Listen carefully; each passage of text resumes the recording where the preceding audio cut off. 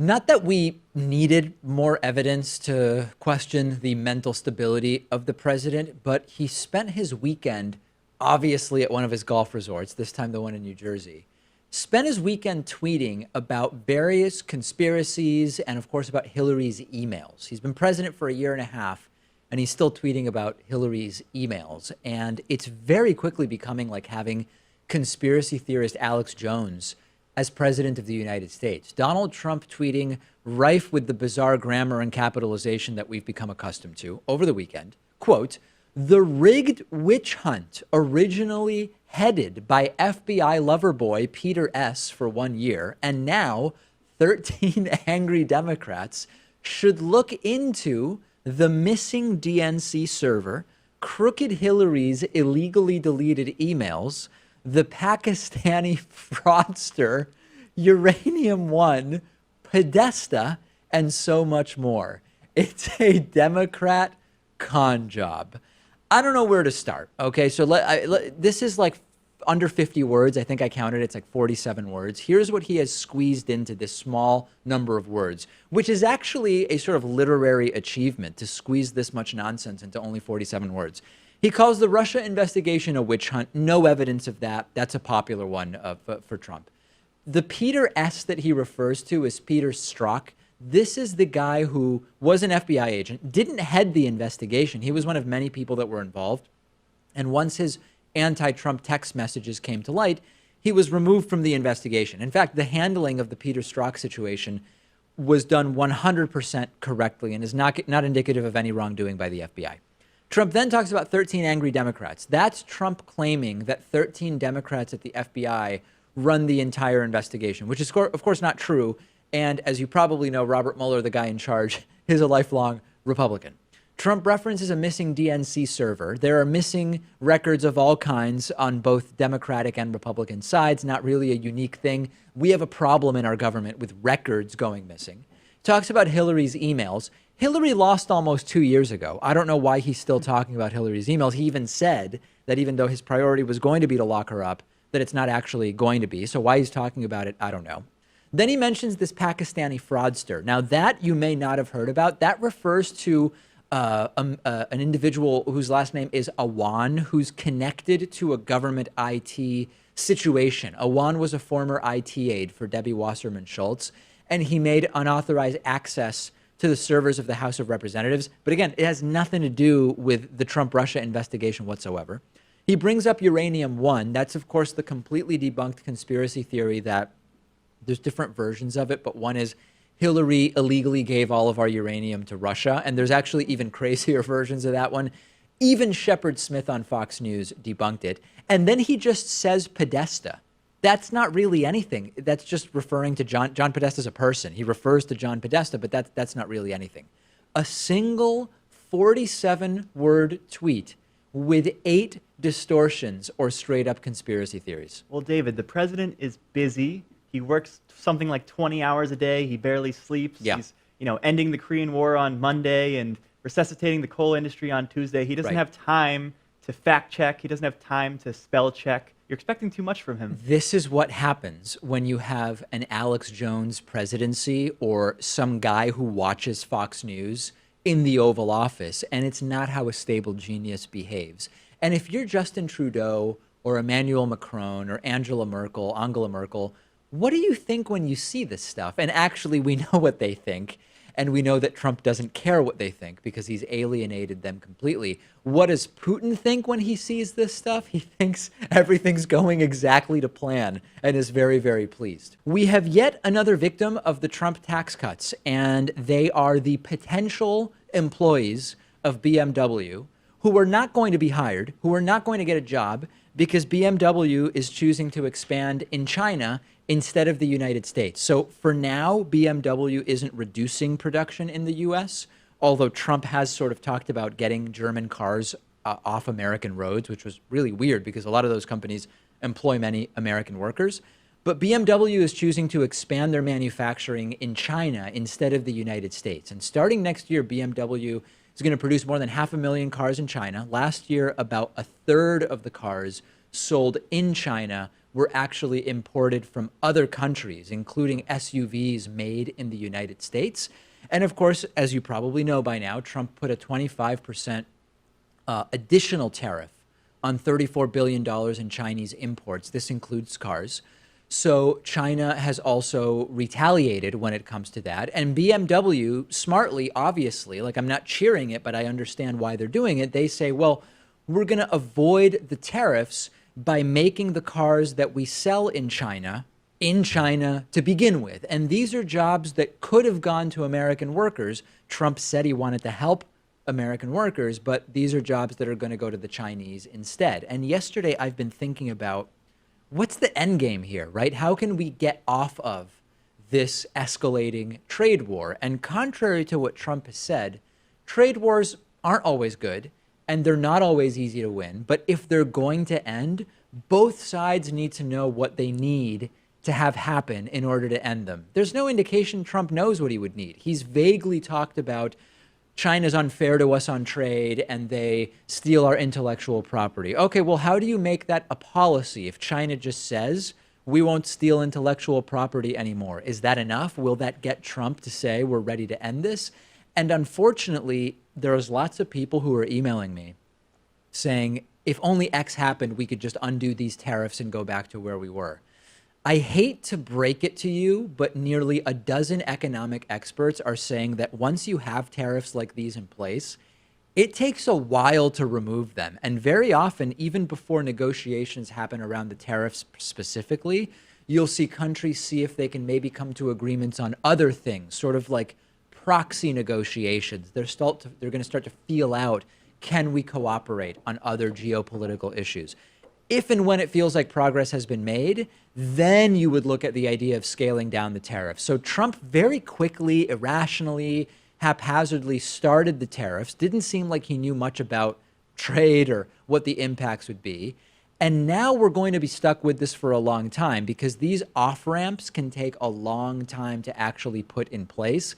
And step one is the Trump administration needs to be clear about what they want. It's not even clear that they know it right now. Trump says, treat us fairly on trade. Well, what does that look like? Trump says China needs to stop stealing intellectual property. Well, what does that look like when it comes to an agreement? And would he just take the Chinese president's word on that? They don't know because they're clueless and this was done haphazardly. Good luck getting out of this anytime soon. You know it by now when I say there was a moment of truth or of clarity or of honesty on Fox News. It's almost always Shepard Smith, except when it isn't. Fox News anchor, commentator, I don't even know really what her role is at this point, Dagan McDowell. She said what we all know is true, which is that if President Obama pulled the tariffs that Trump is now putting in place, the right would be calling for Obama's head. If you thought that the right went nuts when Obama wore a tan suit, just imagine what the right would have done if Obama had placed tariffs on our key allies and suppliers of products. And Dagan McDowell says something which is actually very uncontroversial. It's obviously true. It's just kind of out of place on Fox News. I want to answer Melissa's point. To your point, you're right. The market is really tolerating this. The market has not collapsed. And certainly the economy in the second quarter is growing at a great clip. So maybe we can handle this. But this strategy that we talk about has not been laid out clearly. And we've heard about more retaliation.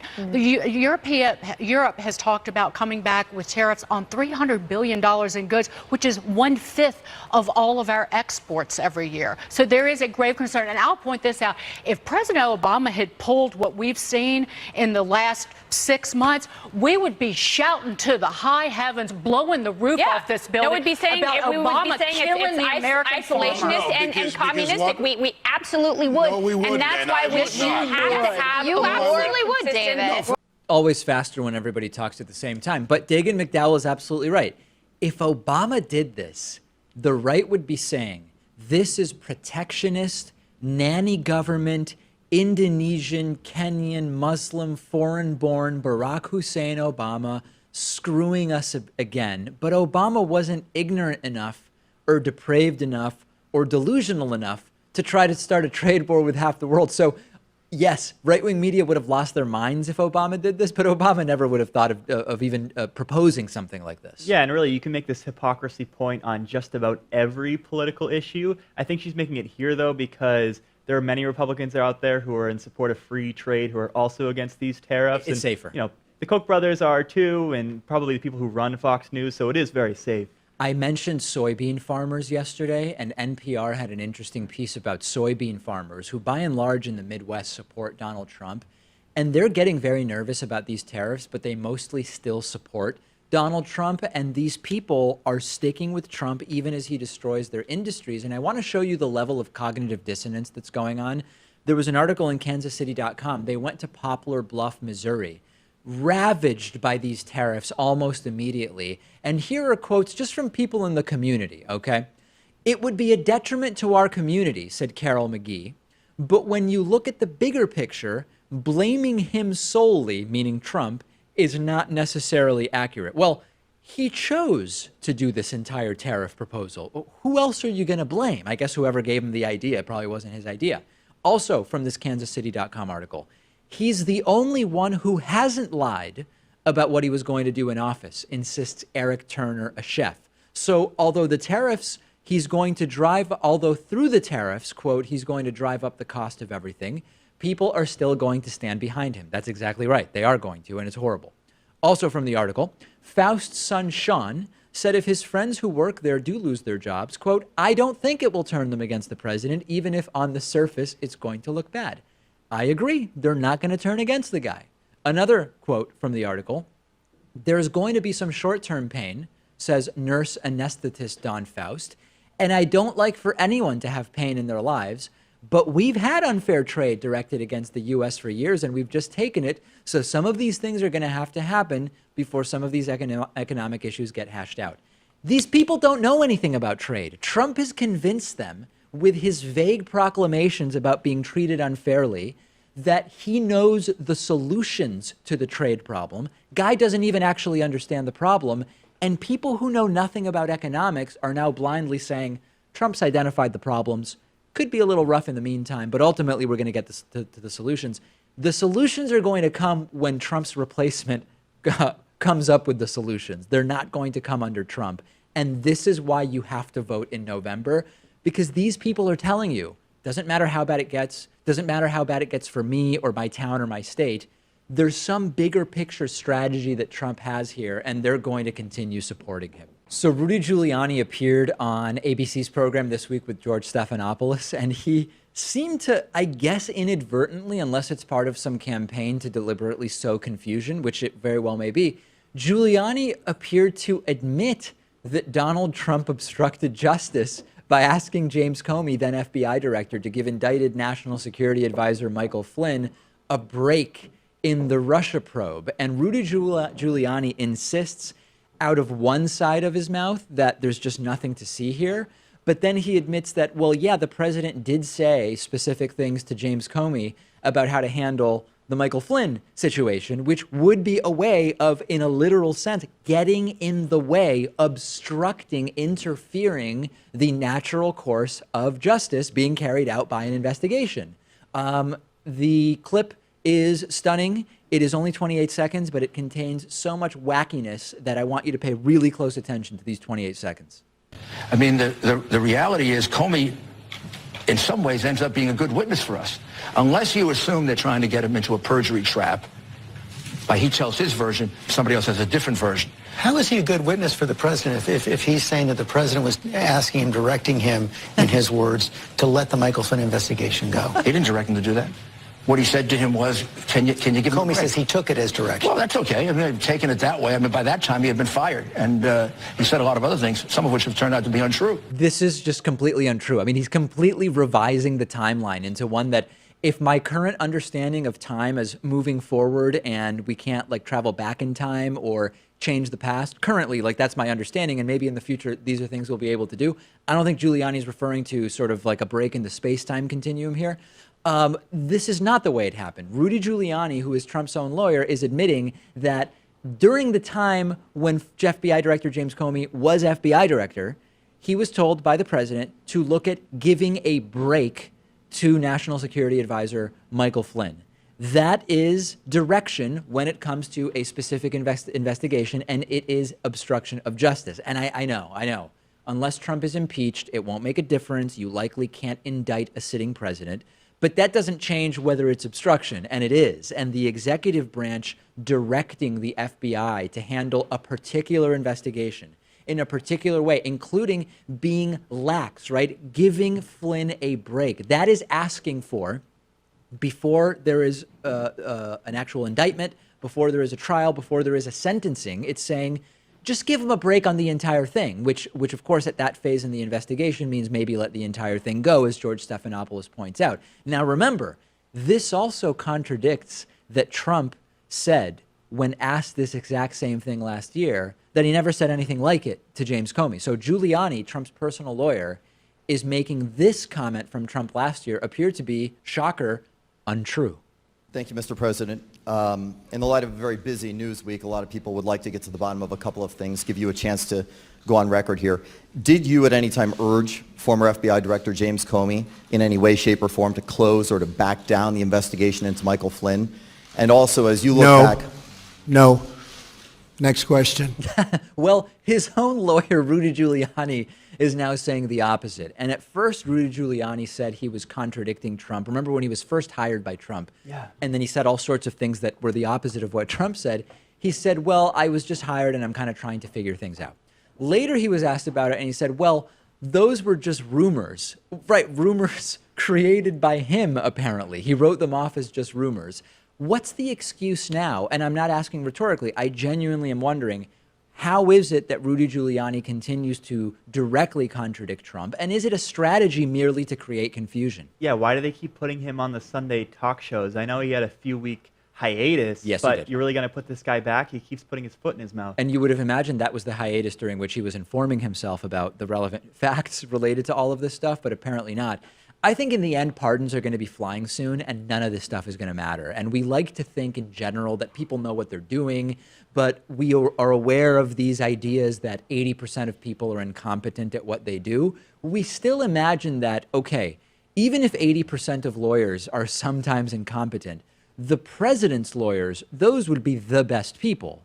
And maybe that's not the case, unless, of course, this is, and this is a counter argument people emailed me about. They said something along the lines of, Rudy Giuliani is contradicting Trump to obfuscate and confuse so that no one really knows what's true and becomes distrustful of everything that they hear and just kind of give up on figuring out what's going on, which is less like 1984 by George Orwell, but more like Brave New World by Aldous Huxley. That is more reminiscent of what was laid out by Aldous Huxley, which is, who even really knows what's true? I'll just figure out something else to think about. Yeah, you were talking about the confusion over when, if time is moving forward or backward or what's going on with that. Maybe that's the 4D chess that they're talking about all the time. Yes, it's 7-dimensional underwater chess played only when it's completely dark out between the hours of 2 a.m. and 4 a.m. And somehow they're playing the game masterfully or something like that.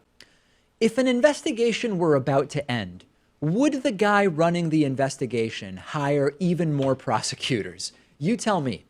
Donald Trump has been telling us for a long time now that we're almost at the end of this thing. The Mueller investigation is just about to end. We heard last year that it would be over by Thanksgiving 2017. When it didn't end, we were told it would be over by New Year's Day, January 1, 2018. That didn't happen. Throughout early 2018 and even over the last month or so, we've been told time and time again that it's almost over. We're really almost at the end here.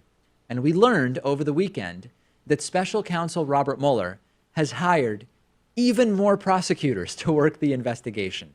Prosecutors, as the name implies, prosecute. You hire them if you want them to partake in prosecution and prosecution-related activities. And the report is that Robert Mueller is going to be expanding that team and potentially even stepping away from some of the casework. I've said it before, and I'm going to remind you. If the investigation ended today, the prosecution of the cases we already have could take years. If we have another 6 to 12 months of investigation and further indictments, we are looking at this stretching into Donald Trump's second term for sure, or potentially even into, well, depending on whether Trump wins or loses, the next president's first term. So far, we have 20 indictments and 5 guilty pleas. At the end of the day, I don't pretend to know what will happen. I get emails from people, Pat, who say, David, why are you so sure that XYZ is going to go down or that Trump's inner circle is going to end up in prison? I've never said anything like that. I don't know what's ultimately going to happen. What I do know is that, number one, there's no evidence or indication that this investigation is almost over. That's number one. Number two, we know that Watergate took years. That means that this may take years. If this is bigger than Watergate, it could take significantly longer than Watergate. And this gets us right back to, don't beat me up, Pat, but I've got to mention it. This gets us right back to voting in 2018 and 2020. I was thinking over the weekend, why might someone want to vote in November? Well, as I mentioned earlier, don't hurt me. I know I mentioned this. Midterm turnout is often low. That means your vote, if you choose to vote, matters more. House and Senate control is key to stopping the Trump agenda. Taking over the House and Senate in 2018 better positions you to win in 2020. But related to the Mueller investigation, Mueller can say whatever he wants. He can issue whatever findings he wants to issue. Republicans are not going to act on Mueller's findings. Mueller has been smeared and discredited, and while it's bogus, it works with the right, it works with Republicans, and that is going to provide cover for Republicans when Mueller finally tells us whatever it is that he found. Republicans will say, these are political reports. We can't act on what Mueller found because Mueller is compromised, which is why Democrats must take over the House and Senate so that they will act on whatever Mueller's findings are. Yeah, and it's also becoming increasingly clear that a sitting president cannot be indicted. So if Trump is going to face any criminal repercussions for what he may have done, it would have to come through impeachment. After, yeah, exactly. Yeah, and that's not going to happen if Democrats don't have control of the House or Senate. No question about it. No question about it. So whatever you care about, if it's seeing consequences to the Mueller investigation or seeing the tariffs that are destroying farmers who, by the way, are mostly still supporting Trump, even though Trump is hurting them. It's a stunning cognitive dissonance that's going on.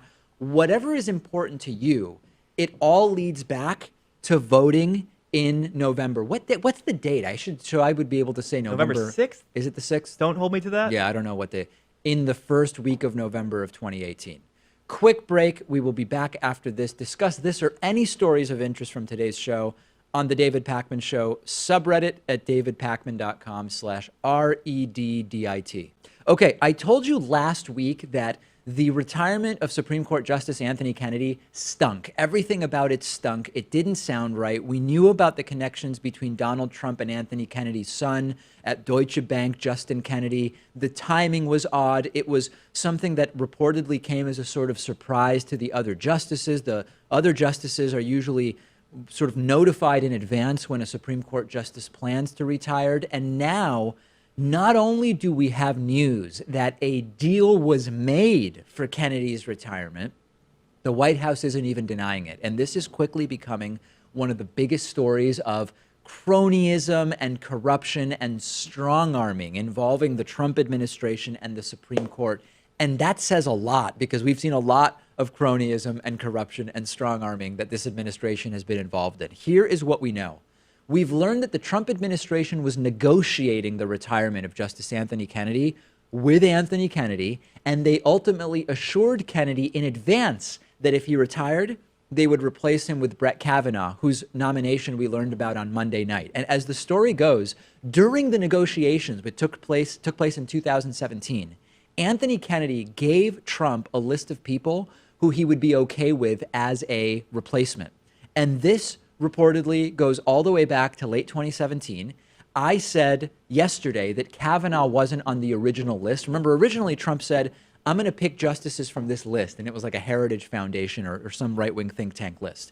Kavanaugh wasn't on that list originally, but he was added to the list in November with 4 other names. What we've now learned, according to the reporting that has surfaced in the last 24 hours, is that back in November, when Brett Kavanaugh was added to the list along with 4 other names, it had already been negotiated that Kavanaugh would be the replacement to Anthony Kennedy, but that it would be too suspicious if you only say, remember that list from 2 years ago or from a year ago? I'm going to just add one name to that list. Don't worry about it. It has nothing to do with anything we're involved in. That would be too suspicious. So 4 additional names were added as deliberate red herrings to cover up that Kavanaugh was already the guy who was being negotiated to replace Justice Anthony Kennedy at that time. We are seeing a total subjugation of checks and balances. We're seeing the circumvention of the independence of branches of government. And what's the wackiest of all is that the White House isn't denying it. Yesterday, Deputy Press Secretary Raj Shah, who is only surpassed in his vile and depraved nature by his number one in command, Sarah Huckabee Sanders, the actual press secretary, Raj Shah said yesterday, some assurances may have been made and not denying anything about this story. Take a look. In the selection process, did President Trump speak to outgoing Justice Anthony Kennedy at all about Judge Kavanaugh prior to the nomination? So the president did speak with Justice Kennedy yesterday to inform him of his choice. Prior to that, he met with, prior to that. John, yeah, let me answer. And he met with Justice Kennedy at the White House on the Wednesday of the week before last when Justice Kennedy made his announcement. So the president has talked to Justice Kennedy, but this was the president's choice. Understand that Judge Kavanaugh was on his publicly disclosed list as far back as last November. Right. He was on the list since last November because he was added along with 4 other names as political cover, and it had already been negotiated. This continues with Raj Shah. Raj, I guess what I'm asking, though, is did Justice Kennedy express his support for Judge Kavanaugh prior to the nomination last week? Well, I'll allow Justice Kennedy to speak for himself. Obviously, Judge Kavanaugh did clerk for him in the Supreme Court. So did a few others. That's what we call a yes in political press secretary speak. And we have yet another instance of a non-denial here. There are reports this morning that as far back as months ago that Brett Kavanaugh was used. Justice Kennedy basically made clear that he would like to see Judge Kavanaugh as his replacement. Did anyone inside the White House or connected to the White House speak to Anthony Kennedy about Judge Kavanaugh dating back months? Well, again, I'm not going to read out private conversations that Justice Kennedy had with either members of the White House or the president. Ding, that's another yes. This went on for 6 minutes. No denials because it's all true. It's all true. Justice Anthony Kennedy has given control of a seat, has had control of a seat, not only for his time on the court, but for whatever number of years Brett Kavanaugh ends up being on the court. And soon the story will change to, it's not illegal anyway, so who cares? And of course, it doesn't matter even if it were illegal.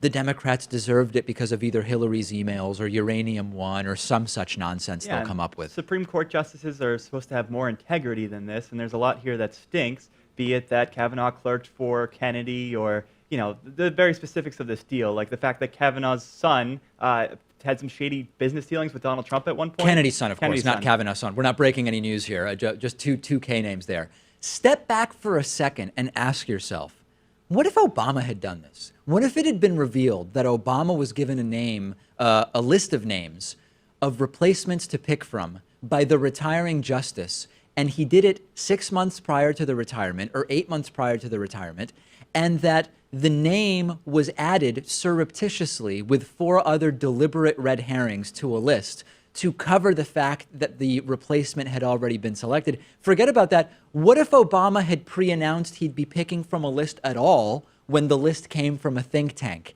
It would be a very, very different situation, and right-wing media would be absolutely losing their minds. And what this gets us to, you know where it gets us to. Vote this November. Send me your thoughts. I'm on Twitter at @DPakman. The show is on Twitter at David Pakman Show. Donald Trump is not going to like this. The new Mexican president-elect is going to be canceling an order of 8 military helicopters from the United States, planned to cost $1.36 billion. And the explanation is merely cost-cutting measures. This is something that the new Mexican president-elect ran on, but more than likely, this is going to be seen by Donald Trump as just yet another attack from our neighbors to the south, some of whom I assume are good people, and we need to start being treated fairly, and we're going to have to give them some good old-fashioned trade wars. And these helicopters were going to be manufactured by Lockheed Martin. Lockheed Martin is one of the main players in the military-industrial complex. And although this really is not, as far as we know, meant as a protest of the Trump regime, de facto, it is another one of these so-called attacks on the United States, the way that the Trumpian right sees things. And it genuinely does not seem like it is because of Donald Trump. It doesn't seem to even relate to U.S.-Mexico relations. It's just what the guy promised to do. But if you look online, the right-wingers are going crazy. They're demanding punishment of Mexico. And I'm reminded of that phrase, if all you have is a hammer, everything looks like a nail, right? If you're committed to the narrative that everybody is treating the United States unfairly, and everybody who does so or is perceived to be treating the United States unfairly needs to be punished, then every decision that's made by another country looks to you like an attack on the United States. Now, that being said, if you start thinking about what might happen more broadly if Donald Trump continues to alienate other countries the way that he's been doing, the military-industrial complex is going to suffer greatly, right? It's not going to be just whiskey and motorcycle manufacturers. And aside from what the helicopters coming from the United States to Mexico were going to cost, this is the right decision from Mexico, right? Like, aside from military-industrial complex stuff, aside from U.S.-Mexico relations stuff, there's massive poverty in Mexico. The economy has improved there, and we do have now a net outflow to Mexico because the economy has improved. But there are still major economic problems in Mexico. Spending $1.36 billion on American helicopters to protect elite politicians and do whatever else they were going to do with them, it's not the best look. So I think that completely aside from whether you want to support or not an American helicopter company or a French helicopter company or whatever, this is a good decision. Yeah, and military spending through defense contractors is a bottomless pit, and we've been falling down that pit for a long time now here in the United States. Do you think that the military-industrial complex at some point, which has such clout in the United States, will start speaking out against Trump's foreign policy once it starts to hurt them? Because a lot of contractor dollars come from foreign policy, and they come from relationships with other countries. If Trump starts alienating other countries such that they say, well, then we'll get our helicopters somewhere else, or we'll get our bombs somewhere else. I'm not up to speed on everybody who manufactures this stuff, but there are places other than the U.S. You might see an industry that has a natural alignment with the Republican Party, the military-industrial complex, saying, we are against what Donald Trump is doing. Well, maybe. It would be playing with fire, though, because Trump and the Republicans have increased military spending so significantly. But we will see that pushback from the right on trade, like the Koch brothers are against these tariffs, for example. Yeah, and are the Koch brothers still considered libertarian? Kind of, right? I mean, at this, they're free trade people. What is libertarian even at this point? But yeah, they I guess under the idea that they are, yes, they are more in the total free trade side of the American right than some of these other elements.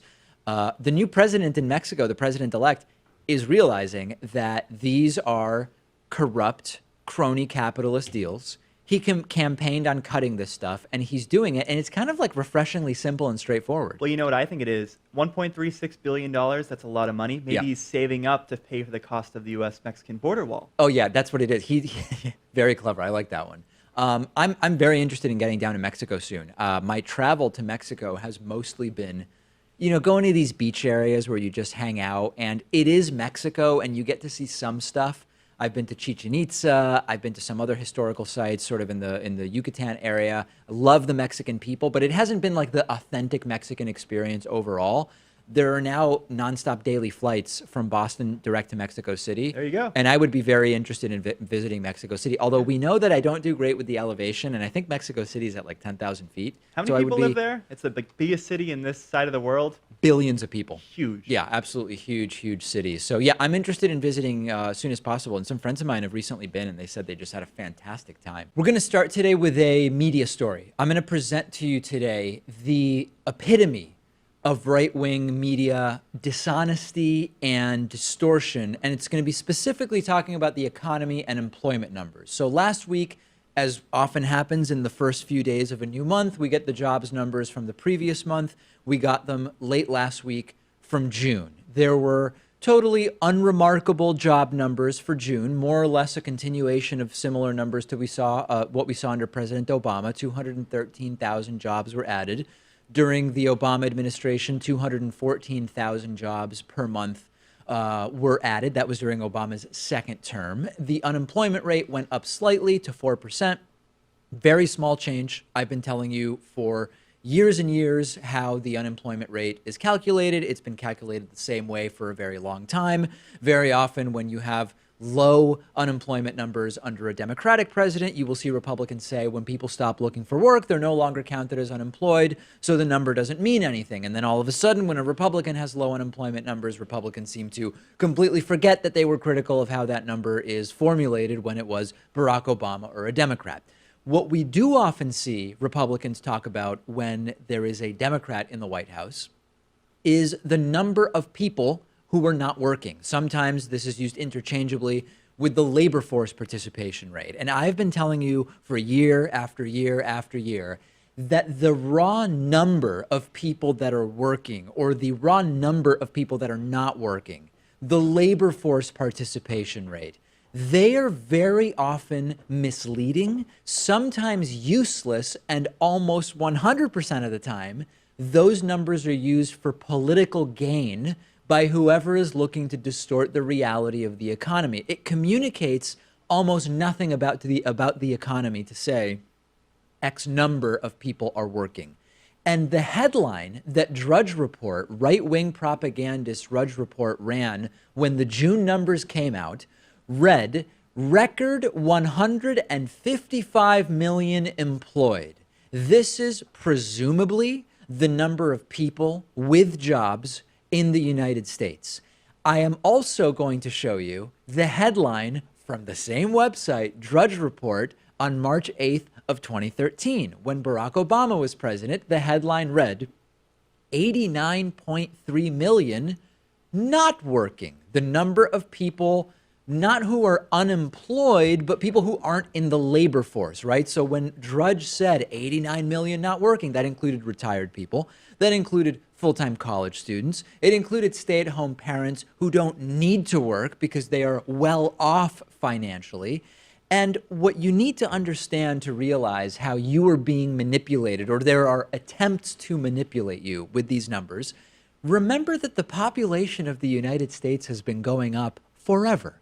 At many times in American history, there have been record numbers of people working at the same time that you had record numbers of people not working. You can display either number to make a political point. And case in point, as I told you a month ago, maybe it was 2 months ago, there are also a record number of people not working right now. Just as right now we have, if you believe the numbers from Drudge Report, more people than ever working because there are more people in the United States than ever before. The numbers mean nothing.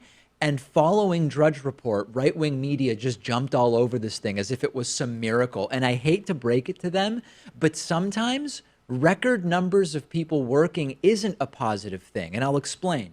The percentage, not the number, the percentage of people over 85 years of age, 85 or older, working today is very high. Back in 2006, before the recession, 2.6% of those 85 or older were working, 2.6%. Today, you have almost twice as many people over age 85 working. They're part of the victorious great economy of record numbers of people working, right? Well, hold on, let's just think about it for a second. Some people who are over age 85 are working because they want to. Some people over age 85 are working because 85-year-olds are slightly healthier today than they were in 2006 on average, although there hasn't actually been that big of a change. But overall, when you read that part of the record number of people working is a higher than ever rate of 85-plus-year-olds, you have to think about it and realize, wait a second, there's more 85-year-olds than ever working because they have to. Because wages are stagnant, because cost of living goes up as wages are stagnant.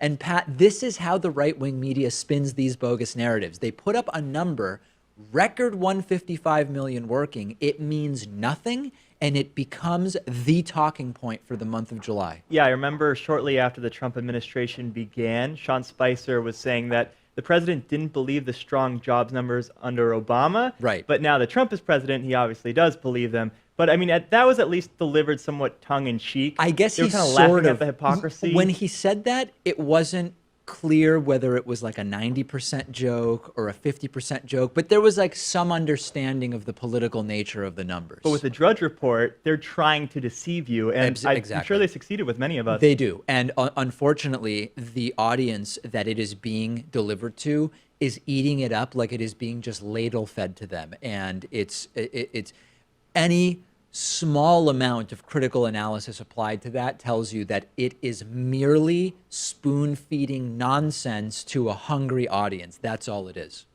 Sometimes on the David Pakman Show, we talk about ignorance on major life-altering issues, like ignorance on climate change, ignorance on basic economics, or on net neutrality. And sometimes we talk about ignorance on the littler things, and this is sort of an in-between.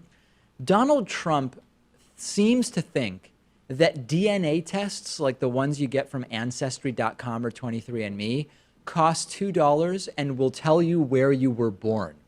And when I first heard about this, my initial reaction was that this can't possibly be true. And then I remembered, well, Trump did confuse health insurance and life insurance. He wasn't sure why it wasn't a good idea to nuke Europe. He had this wacky rally in Montana, totally lost his mind at it. And he seemed to say that when you do a DNA test, which he thinks you buy for $2 off of, I guess, a TV infomercial, I don't know what channels he's watching, it will tell you the country you were born. And this is funny for a number of reasons, but the number one reason is, do that many people not know where they were born? Check out this cringeworthy video of Donald Trump. Let's say I'm debating Pocahontas, right? I promise you I'll do this. I will take, those little kits they sell on television for $2? Learn your heritage.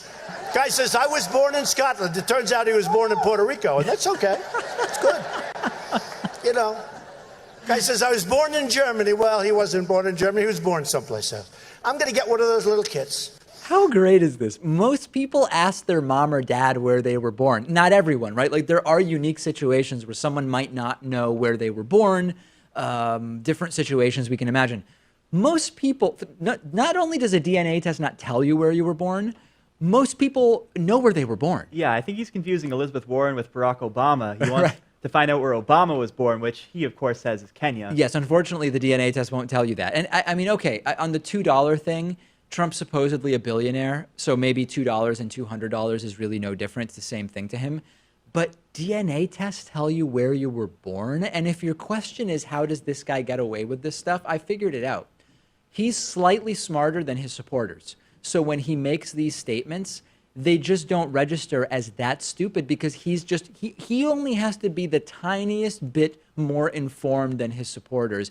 And the context, in case you couldn't tell, he mentioned the word Pocahontas. The context is his continuing obsession with Senator Elizabeth Warren's partial Native American heritage. The issue won't die with Trump. It's like Hillary's emails or Hillary's Uranium One conspiracy or Hillary's 3 to 5 million illegal votes. The trend is it has a lot to do with Hillary. It just won't die, and he seems fixated on this thing. And people might have forgotten, Pat, but I actually did an Ancestry.com DNA test and a 23andMe.com DNA test, and we've had Blaine Bettinger, who's a DNA expert on the program. If you missed that episode, he revealed to the audience in incredibly dramatic fashion that he has never seen someone with a higher percentage of Ashkenazi Jewish DNA than my DNA, which was a finding that was both interesting to normal people and triggering for the anti-Semitic hatriots. Yeah, I took that Ancestry DNA test too, and it said that I was less than 1% Ashkenazi Jewish, which I thought was pretty interesting. Yeah, although he told us less than 1% is often just statistical noise, and it basically is like 0. So I'm not Indian or American either?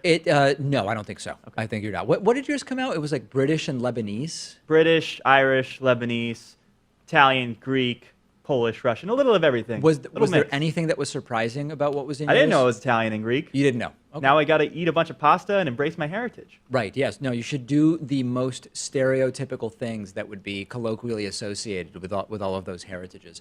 Anyway, I think that I got screwed with my test because it didn't tell me where I was born. That's something I would have liked to know because I only think I know the answer to that.